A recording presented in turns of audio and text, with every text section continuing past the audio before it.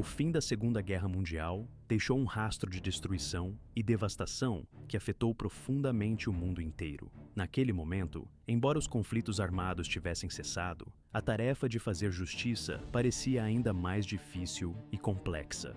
Ainda restava uma missão crucial e delicada, que exigia coragem, determinação e uma abordagem que nunca havia sido aplicada na história: punir os responsáveis pelos crimes mais atrozes e inimagináveis cometidos durante o regime nazista. Os aliados, cientes da gravidade da situação, precisavam estabelecer uma forma de justiça que fosse justa, mas também eficiente, para garantir que os criminosos não escapassem às consequências de seus atos. Assim, nasceu a ideia de criar um tribunal sem precedentes, uma instância judicial especial que pudesse julgar esses indivíduos de uma maneira que refletisse a severidade de seus crimes. No vídeo de hoje, você será levado a uma viagem pelo processo que marcou um capítulo importante na história da justiça internacional, revelando como foi conduzido esse julgamento emblemático, as acusações que chocaram o mundo e quem foram os líderes nazistas que, ao final, receberam a sentença de condenação. Além disso, fica até o final, pois há um episódio perturbador e até hoje envolto em mistério: o que realmente foi feito com os corpos desses criminosos após suas execuções. Essa questão, que por décadas permaneceu no silêncio, continua a ser um segredo sombrio, despertando interesse e inquietação entre estudiosos e curiosos. Antes de mergulharmos nessa narrativa, quero compartilhar que estamos caminhando rumo a uma meta importante: alcançar 1 milhão de inscritos. Parece uma cifra alta, quase impossível de ser atingida. Mas, com a sua ajuda, essa meta fica mais próxima de se tornar realidade. Se você ainda não se inscreveu, aproveite para fazer isso agora. Deixe seu apoio através de um comentário ou uma reação e faça parte dessa história que estamos construindo juntos. Sua participação é fundamental para que possamos continuar trazendo conteúdo de qualidade, esclarecedor e envolvente para todos vocês. Depois do fim da guerra, uma das questões mais urgentes e complexas que surgiram foi: qual seria o destino dos responsáveis pelo regime nazista e pelos crimes cometidos? Com a capitulação da Alemanha nazista, em maio do ano 1945, o mundo celebrou o encerramento de um dos capítulos mais sombrios de sua história na Europa. Durante anos de conflito devastador, cidades inteiras haviam sido destruídas, milhões de vidas humanas haviam sido ceifadas, e o horror do Holocausto, que revelou ao mundo a extensão do genocídio promovido pelo regime de Hitler, vinha à tona com força total.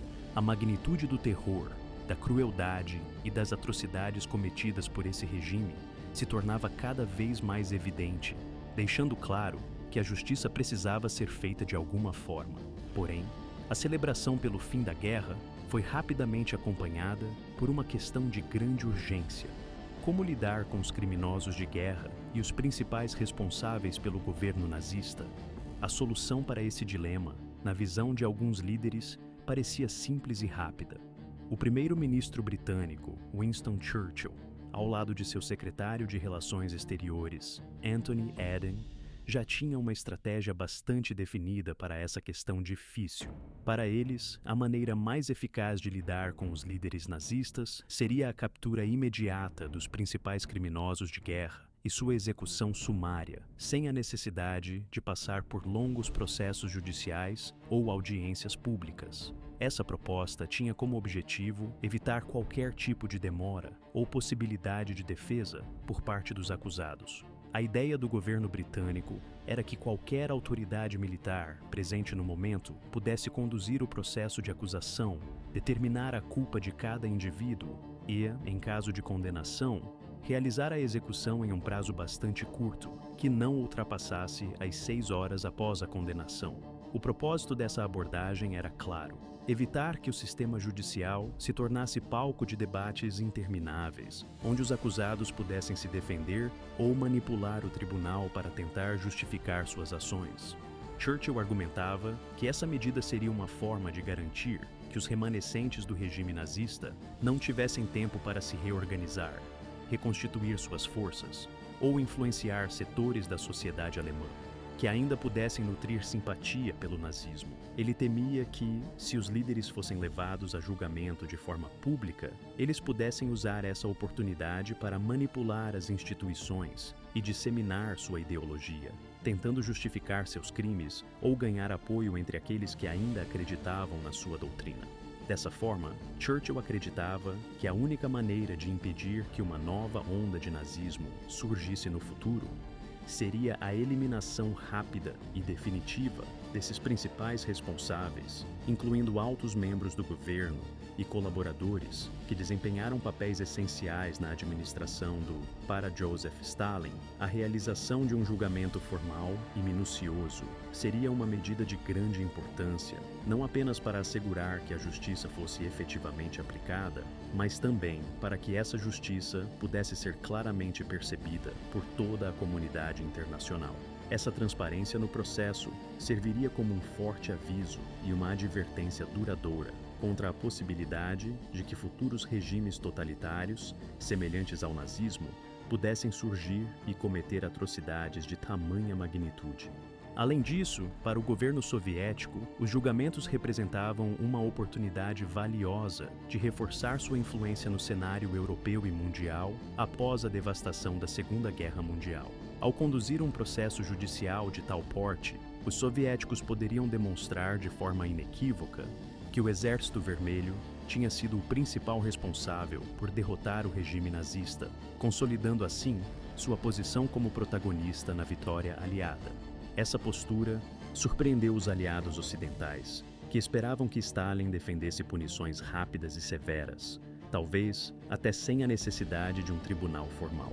Contudo, para a União Soviética, a realização de um julgamento estruturado era uma ferramenta poderosa que iria além da punição, servindo também para afirmar sua posição política e histórica, além de evidenciar ao mundo os horrores, os crimes e as atrocidades perpetradas pelo regime nazista.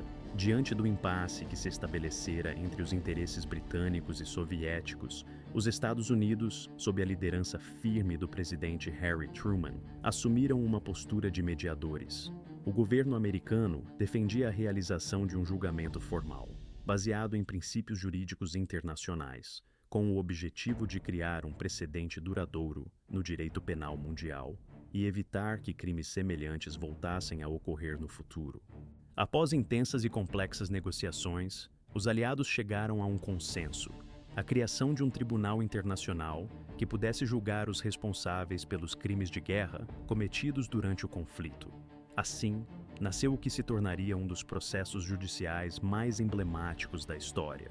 Oficialmente estabelecido em outubro de 1945, o Tribunal de Nuremberg reuniu juízes e promotores das 4 principais potências vitoriosas na guerra: os Estados Unidos, o Reino Unido, a União Soviética e a França.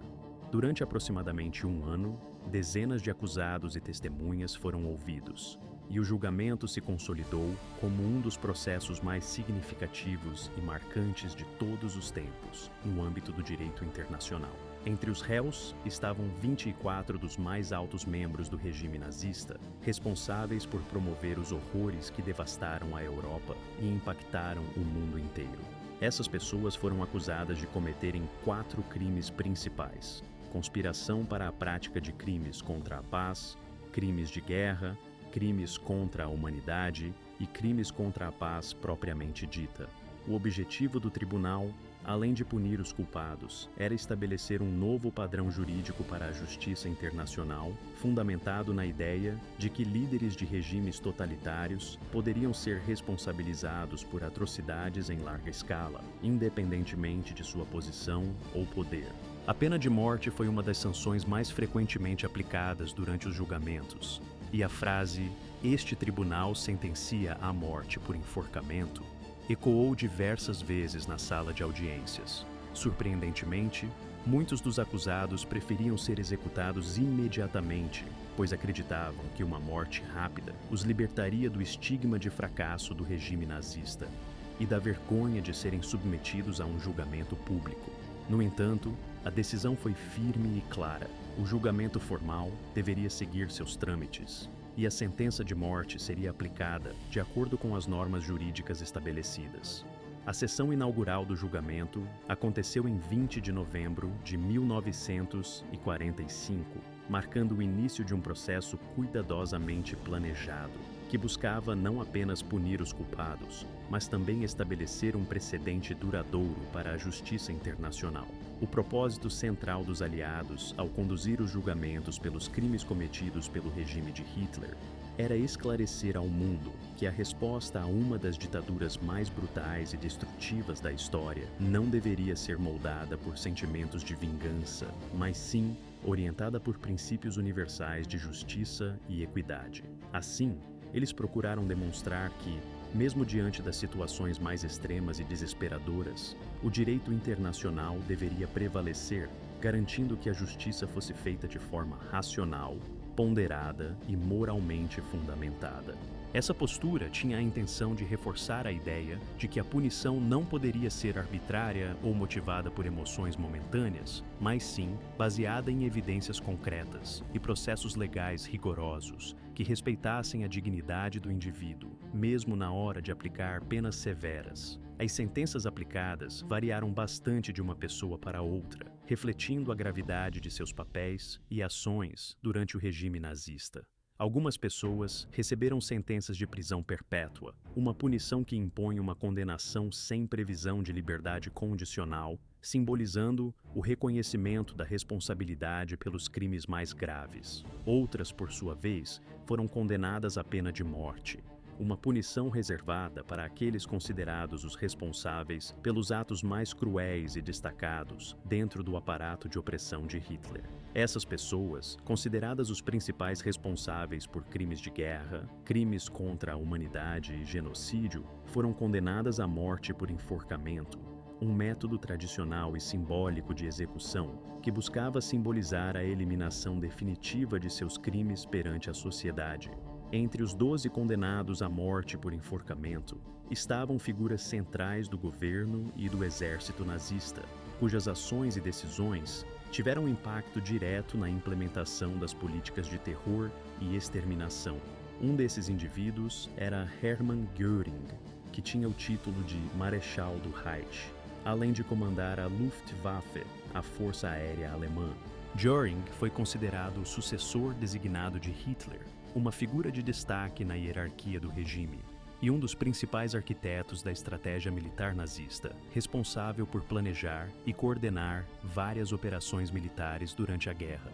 Outro nome de grande destaque foi Joachim von Ribbentrop, que atuou como ministro das Relações Exteriores. Ribbentrop desempenhou papel crucial na assinatura de pactos e alianças internacionais que permitiram à Alemanha expandir seu território de forma agressiva, incluindo o famoso pacto Molotov-Ribbentrop, assinado com a União Soviética, que dividiu interesses e influências na Europa Oriental, facilitando a invasão de países e o avanço dos planos expansionistas do regime.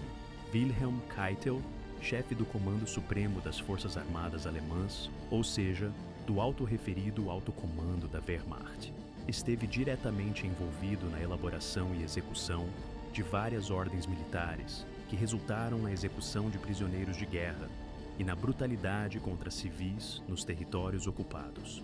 Sua atuação foi marcada por uma série de ações que violaram as leis de guerra e contribuíram para a perseguição sistemática de inimigos e populações civis. Alfred Jodl, que comandava as operações militares, foi responsável por coordenar ataques estratégicos e pelas políticas de terra arrasada, uma tática de destruição total, empregada em várias regiões, deixando-as completamente devastadas para impedir qualquer possibilidade de resistência ou recuperação. Ernest Kaltenbrunner, comandante da SS, foi um dos principais responsáveis pela organização e administração dos campos de extermínio, estando à frente da implementação da chamada Solução Final, o plano sistemático de genocídio dos judeus e outros grupos considerados indesejáveis pelo regime. Hans Frank, governador-geral da Polônia ocupada, supervisionou a implementação do regime de terror, incluindo a criação de guetos e campos de concentração, locais onde milhões de pessoas sofreram condições cruéis e foram exterminadas. Alfred Rosenberg, um dos ideólogos do Partido Nazista, foi um fervoroso defensor das políticas raciais extremistas que sustentaram o Holocausto, difundindo ideias de superioridade racial e justificando a perseguição sistemática de judeus, ciganos e outras minorias. Wilhelm Frick, que ocupava o cargo de ministro do Interior, foi responsável por implementar as leis raciais que levaram à perseguição, deportação em massa e extermínio de judeus, ciganos e outros grupos considerados inferiores pelo regime.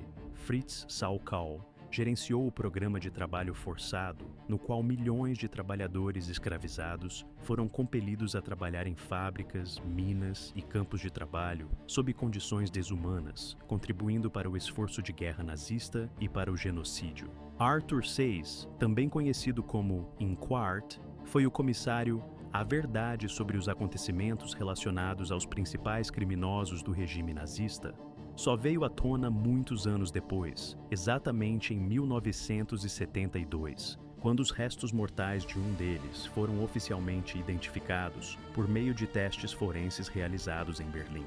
Esses testes confirmaram que os restos encontrados pertenciam a Hermann Göring, um dos nomes mais notórios do Terceiro Reich. A descoberta foi de grande importância, pois corroborou relatos de que Göring havia morrido tentando escapar da cidade enquanto ela era cercada pelas tropas soviéticas, numa tentativa desesperada de evitar a captura e o julgamento.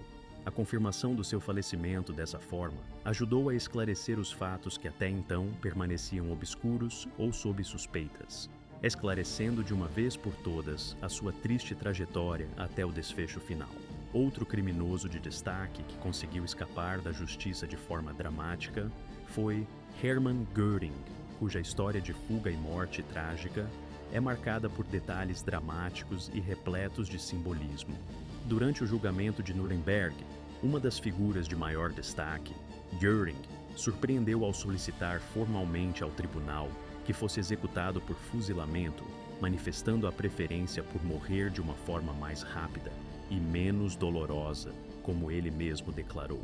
A sua proposta foi rejeitada, pois o tribunal decidiu aplicar a pena de morte por enforcamento, procedimento padrão na época para esses casos. Contudo, a tentativa de Göring de evitar a execução não teve sucesso, pois, na noite anterior à sua sentença, ele conseguiu cometer suicídio ingerindo uma cápsula de cianeto, um veneno altamente letal, que lhe proporcionou a liberdade final ao tirar-lhe a vida antes que pudesse ser oficialmente executado. Por muitos anos, a origem exata do veneno utilizado por Göring permaneceu um grande mistério, envolto em especulações e teorias. Somente após décadas, um soldado americano que participou das operações de captura e ocupação da Alemanha veio a revelar um detalhe surpreendente.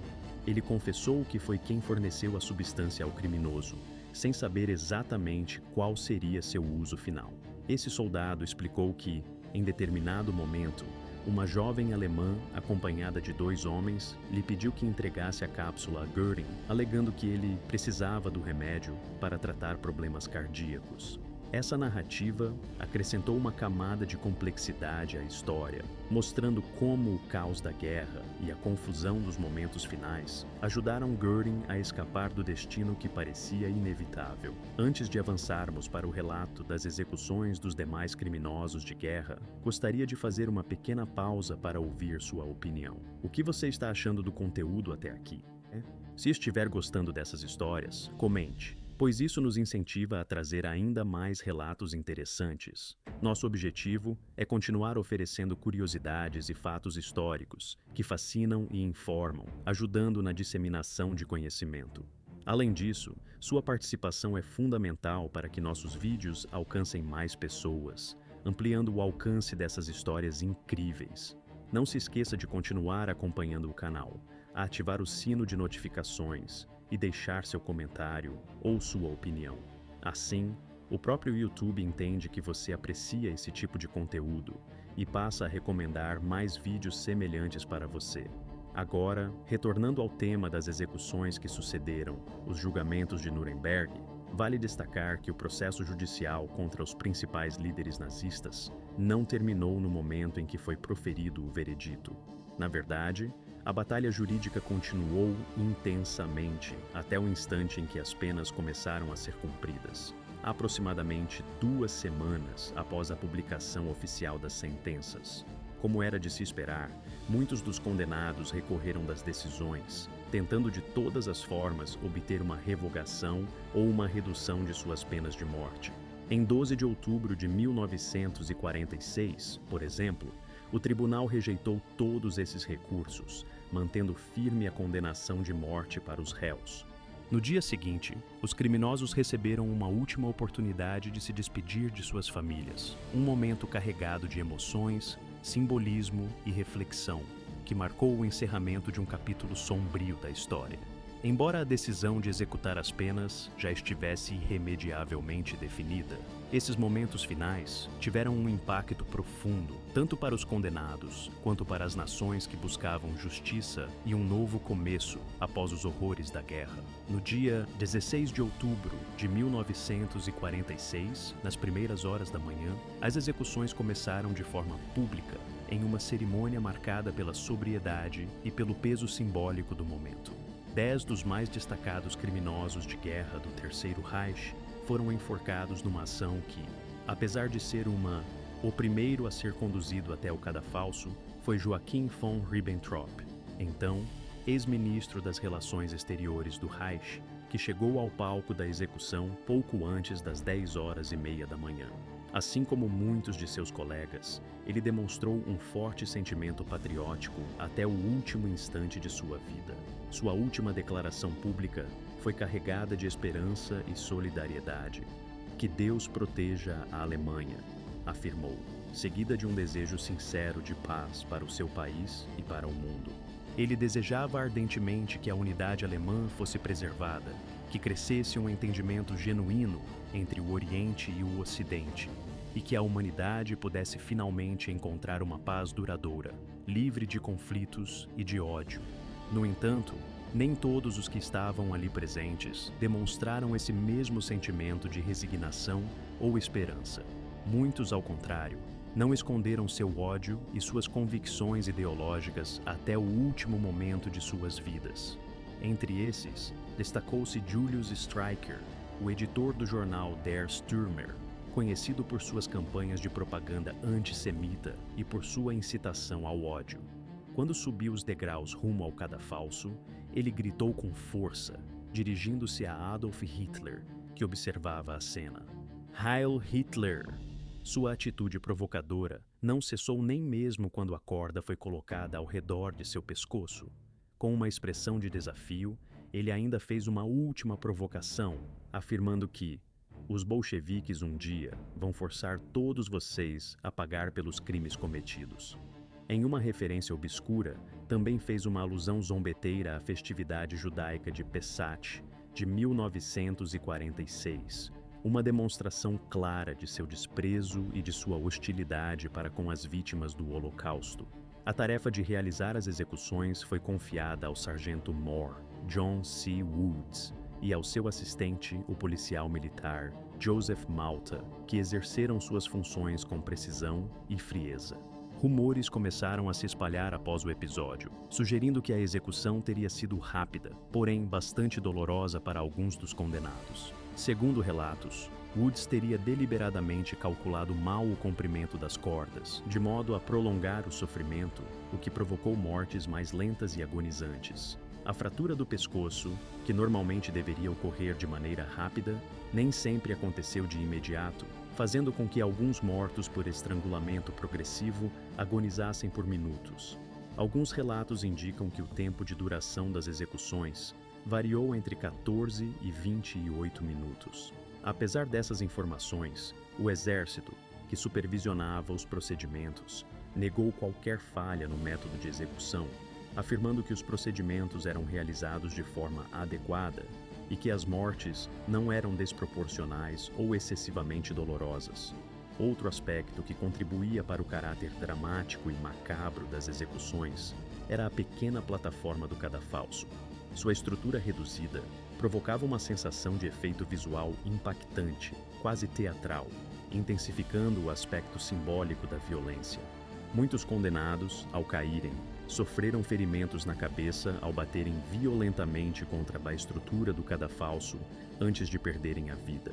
Essa cena, que se repetia várias vezes, aumentava a carga de horror associada às execuções públicas, deixando uma marca indelével na memória coletiva daquele momento sombrio da história. Além do sofrimento físico, essas mortes tinham um forte componente simbólico, marcando o fim de um capítulo de terror e de opressão que manchou de sangue a história mundial. Quanto ao destino dos corpos, a legislação alemã, até então, determinava que eles deveriam ser entregues às famílias dos condenados dentro de 24 horas após a execução, uma prática comum em casos de sentença de morte.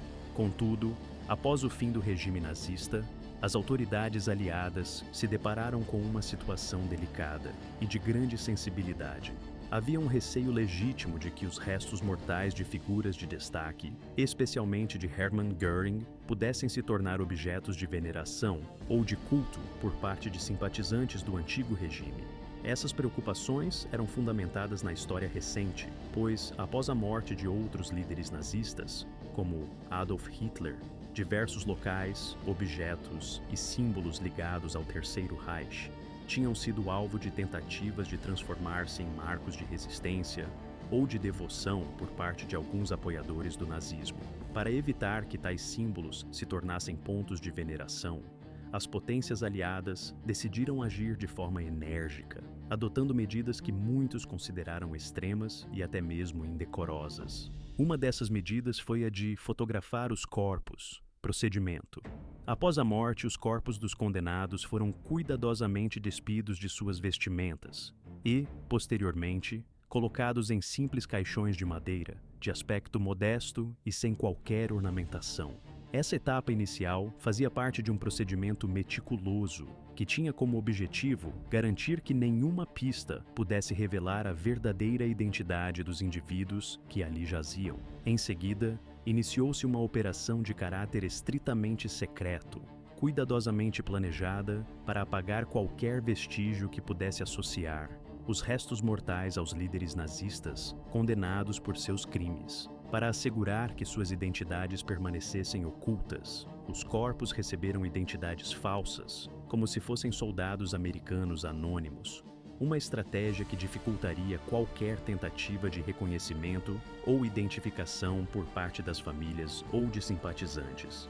Essa operação, que seguia um plano de sigilo absoluto, teve como destino final o crematório Ostfriedhof, localizado na cidade de Munique, um local que, na época, também era utilizado para realizar os funerais de soldados aliados, o que facilitava o disfarce da verdadeira finalidade daquele transporte. Para manter toda a operação o mais discreta possível, as cremações foram conduzidas de forma silenciosa e em ambientes isolados, evitando qualquer tipo de conspiração ou curiosidade pública. Cada corpo foi incinerado com rapidez e eficiência, e suas cinzas foram depositadas em urnas que recebiam nomes fictícios, dificultando qualquer rastreamento posterior. Após a cremação, as urnas foram cuidadosamente transportadas para uma unidade funerária americana situada a aproximadamente 20 quilômetros do crematório, em uma área que permitia maior controle e sigilo. Lá, os restos mortais dos líderes nazistas não passaram por qualquer cerimônia de luto, nem por homenagens de qualquer natureza. Pelo contrário, as urnas foram destruídas de forma abrupta e sem cerimônia, e suas cinzas lançadas em um local secreto, às margens do rio Isar, um curso d'água que atravessa Munique. Essa ação final tinha como propósito garantir que os restos dos líderes do Terceiro Reich fossem completamente destruídos, reduzidos a nada, de modo a evitar qualquer símbolo de memorialização ou qualquer tipo de homenagem que pudesse de alguma forma exaltar o regime de terror que eles haviam liderado. Além das urnas, as roupas e uniformes usados pelos condenados também foram incinerados, eliminando qualquer vestígio material de sua aparência física. No entanto, as insígnias de ouro, prata ou pedras preciosas embutidas nas vestimentas foram cuidadosamente preservadas, provavelmente com a intenção de reaproveitar esses materiais posteriormente. Com decorações altamente simbólicas, como as cruzes de ferro, muitas das quais haviam sido obtidas por crimes de guerra, foram simplesmente esquecidas e deixadas à história, sem qualquer reverência ou homenagem. Todo esse processo de eliminação refletiu não apenas o desejo das potências aliadas de erradicar qualquer vestígio do regime nazista, mas também revelou a dura realidade de que, para muitos, a justiça para com os crimes cometidos pelo Terceiro Reich não se limitava às punições legais estabelecidas. A destruição dos corpos dos líderes nazistas, assim como a queima de suas condecorações e uniformes, simbolizou uma tentativa de apagar toda e qualquer possibilidade de glorificação ou reabilitação de um regime que havia causado tanta destruição e sofrimento ao mundo.